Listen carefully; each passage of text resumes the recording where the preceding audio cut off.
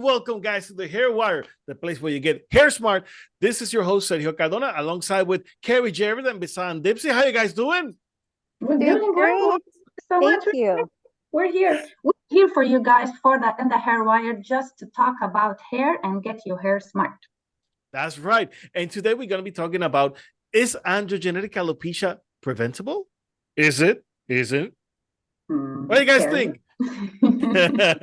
Carrie, is it preventable? Yes, it is. Absolutely.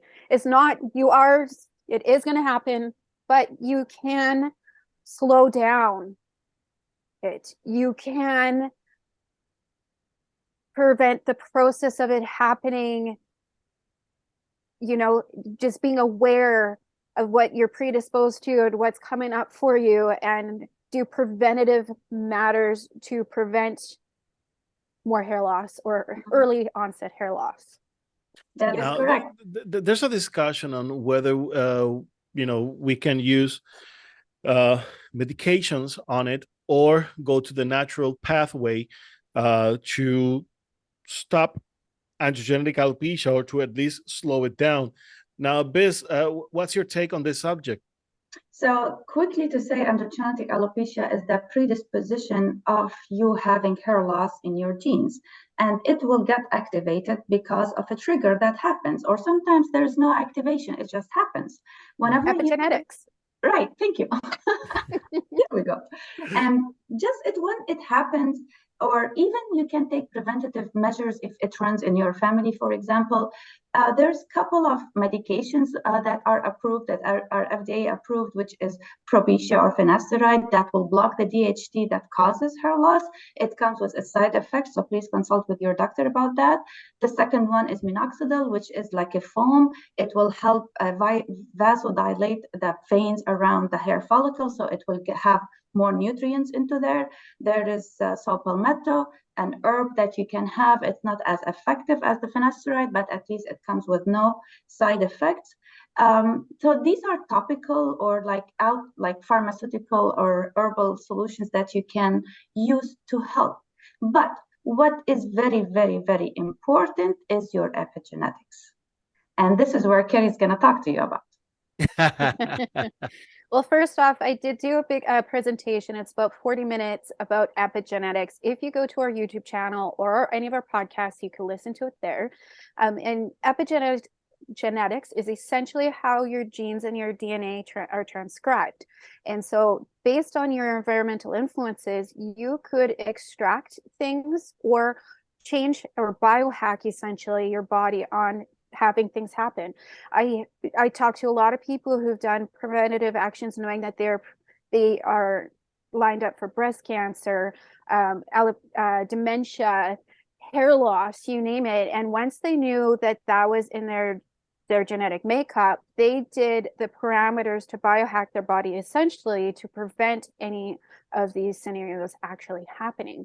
And so absolutely, like if you are younger and you know that you may have the chance, based on your genes and your DNA and your family's history, that you may have genetic hair loss, maybe start researching now on preventative measures on how you could prevent this happening.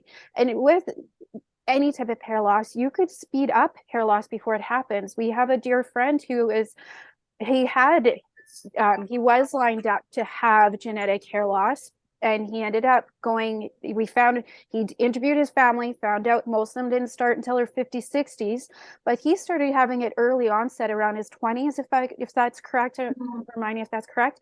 And he ended up getting a job in a factory, which was high stress, toxins, all of it, and he had progressive hair loss. And once he realized it was his environment stimulating that hair loss onset early, that's when he was like, wait, I got to step back and figure out on how to stop this. And once he got out of his environment, worked on his epigenetic surroundings, his hair did come back. So yes. Yeah. So I want to just add to what you just said, Carrie, please. So yes, we are disposed to have androgenetic alopecia, for example, but we can reprogram ourselves. You can reprogram yourself by eating healthy. Yes, eating healthy will actually reprogram your DNA, because the the food is actually information to our DNA. It's not for us to just enjoy it. It's yummy, but still, it is information for our DNA. It tells our food, you guys, DNA to food repair has itself, or it tells the DNA to destroy itself. Sorry, Carrie. food. No, I'm sorry, I have to interject. You guys, food is medicine. Food is nutrients, has minerals, vitamins, amino acids, fatty acids, all that. And our body, remember, we are chemistry. Like, we are made up of elements of the periodic table, and we are getting these specific nutrients or elements or minerals that our body needs. So it's important to understand what your body needs. It's important to eat these foods rich in what your body is lacking. So before jumping into preventative measures like medication, before even that, make sure your diet is healthy, make sure you're hydrated, you should make sure you manage your stress. All these will trigger wherever you are disposed to, not only hair loss. If you are disposed to type 2 diabetes, it will happen. So these are triggers that you can actually tame before they even start. Sergio? Particularly whenever we see androgenetic alopecia, one of the main features will be sebum. It's not always present, but I would say about 90% of the cases we will start seeing sebum. So if the sebum presents itself before the hair loss, it will be a good idea to address the issue of the sebum. Now, with sebum, we understand that it's not just about controlling the amount of sebum that we produce, but to produce the right quality of sebum on our scalp, and dieting does a big part of it. The other part, how we wash our hair, and of course, how we moisturize our scalp. Many people don't realize, but there's a big importance on moisturizing the scalp. And by moisturizing the scalp, you are actually reducing the pH level, which can give us a more clog. It can clog the follicle and, of course, cause the hair loss. Now, with the sebum, we have to understand that inside that sebum, we have the famous DHT, and we want to make sure that DHT is not attaching to the androgen receptors. So by removing the sebum, we are actually preventing some of that androgenetic alopecia. So that's one of the key things that we want to take into the process. We want to make sure that our diet is right. We want to make sure that the sebum production is right. We want to make sure that our follicles are unclogged. We want to make sure that we are promoting a good vascularization into the process. So steam bath are a good thing. Of course, saunas. And if you are into it, there are many different types of essential oils that can be applied as a massage to help promote angiogenesis, which is the production of new circulating blood vessels, basically, to create more blood vessels. And of course, managing of stress. Your stress, you have to manage your stress. Oh my God, eat right, manage your stress, and hey, those things will help you. And if you are already experiencing androgenetic alopecia, please consult with your doctor or ask for a trichologist's advice. So there are many routes out there that you can take, whether you want to use medications or not. And depending on the stage that you are, hair transplant might be needed. But of course, you have to remember that hair transplant is not for everyone. And if you're too young to have a hair transplant, well, the fact is that if you had a hair transplant in your 20s, when you get to your 40s, it's not going to look good. Especially if you didn't keep what you already have.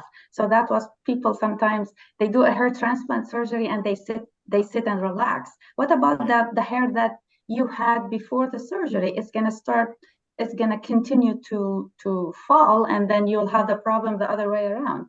So yeah, surgery is actually the last resort. It should be the last resort. Scalp micropigmentation should be before surgery, like one step before surgery, which is like a kind of a medical tattoo that cover up your hair thinning areas. But all these are cosmetic thing. The most important thing is a preventative measures, or even if you already have androgenetic alopecia going on for years, you can at least slow it down. The hair follicles that are gone, unfortunately, they're gone. They don't come back. But you at least preserve what do you have. And there's so many so many options out there. So now, Carrie, let's talk about products. What kind of shampoo or conditioners a person with androgenetic alopecia should use? Like less harsh chemicals. What do you have on that? Yeah, I recommend less harsh chemicals, stimulating ones. I do like ones that are rich in tea tree to help clean the scalp and protect the scalp. Those are my personal preferences, and anything stimulating or invigorating, like essential oils. With my husband, we actually use tea tree rich products, and then with his conditioner, I have him do a stimulating scalp massage with even adding a couple drops of his peppermint into his conditioner to give a nice thorough scalp massage once in a while to stimulate good circulation and just get really good production in there too. So yeah. I like to also add ginger, caffeine. Those are good stimulants. It will help with the circulation on the scalp. Mint. I like mint as well. I'll also on proteins, arginine. Also, it helps to promote thickness in the hair. So that's one of the things that will make your hair look good. On the chemical side, we also have Nizoral shampoo, ketoconazole shampoo, which is very common for androgenetic alopecia. Now, I have said on many other occasions, the thing with ketoconazole is not that it blocks DHT, but it removes the sebum that is containing the DHT. So that way it helps promote a cleaner scalp. But again, those are some of the cleansing stages area. In terms of stimulation, you also have ashwagandha. Ashwagandha is one of those ingredients that has been promoting hair growth, and yet is controversial when you look on the information on ashwagandha, whether it can stimulate hair growth or not. But there has been promoting studies with stem cells from ashwagandha, and they're doing a great job in that area. So ashwagandha actually is a stress reliever, so it will manage your stress, and voila, it will actually manage your hair loss, or I mean, slow down your hair loss. And also, one thing we don't forget about that we should detox our body every once in a while, because we said in our toxicity episode that we are like surrounded with toxins every day, everywhere. Like, even though we are very aware of what we're doing of our environment. So by detoxing your body, you will decrease the toxic load, you will decrease your inflammation, and you will give your body a chance to revive itself, to rejuvenate itself. And that includes your hair loss, androgenetic alopecia. So that's a good one, like maybe season-wise, or like every season or something like that. And you guys, if you want to learn more about toxicity and hair, or about sebum and pH of the hair, Bassam and Sergio both individually did some great discussions on both those topics. And you know what? This is what the Hair Wire is about, is we're about educating you guys. It's about Get Hair Smart. So go to the YouTube channel or a podcast, wherever you're listening, go look up toxicity, go look up pH or sebum, go look up epigenetics, because we do go deeper in those three topics. And we also have a large presentation on androgenetic alopecia if you really want to learn more about the topic. Subscribe to the Hair Wire. It's good for your hair. We'll see you next time, guys. God bless you all. Bye-bye. Get Hair Smart.